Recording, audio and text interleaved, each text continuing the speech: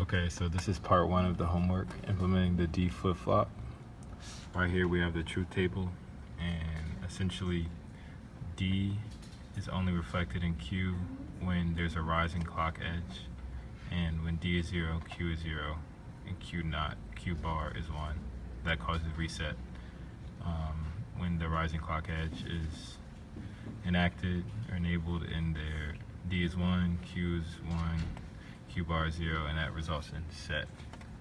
So if we check out the code here, this is the code VHDL for the D flip-flop.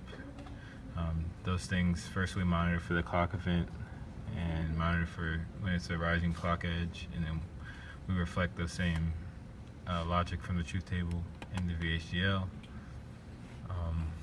In the test bench, we use that as a component and create the signals D, clock, Q, and Q naught. Map those to the component, and we test for two cases. One case being when D is 0, other is when D is 1, and we constantly change the clock so that we can test all cases. So when we simulate this,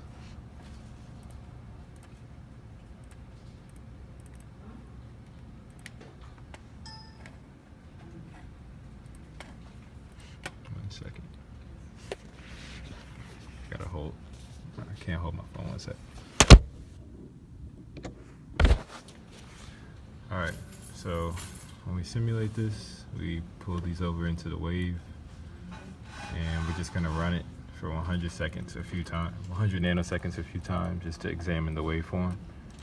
Now I'll zoom in so we can check it out to see if our result matches our expected result. So again, D is only impacting Q when there's a rising clock edge. D is free to change whenever, but Q only changes based on D and when there's a rising clock edge. So as we move through, we see D is still 0. The clock is alternating. D is still 0. Finally, around 70 nanoseconds, D has changed to 1, but there has not been a rising clock edge yet, so Q has not changed. So D is 1. Finally, right here, we hit a rising clock edge, and Q changes to 1. So Q bar would then be 0. Again, another rising clock edge, however, D has not changed, so Q has not changed either. Let's see, we're gonna scroll some more.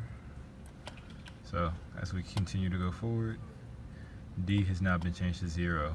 But again, no rising clock edge has been hit since D changed to 0, and Q is still 1.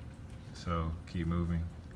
Another rising clock edge right here. What's going to happen is Q is going to change to 0 because D is 0 and there's a rising clock edge. So that's the expected result. I'll just move forward to another part in the simulation.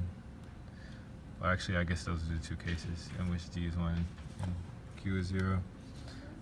Here's a moment where D is 1, Q is also 1, and again we don't hit we hit another rising clock edge here, but D has not changed, so Q does not change. And there's a brief moment here where D becomes 0, and then immediately there's a rising clock edge where Q then becomes 0. Alright.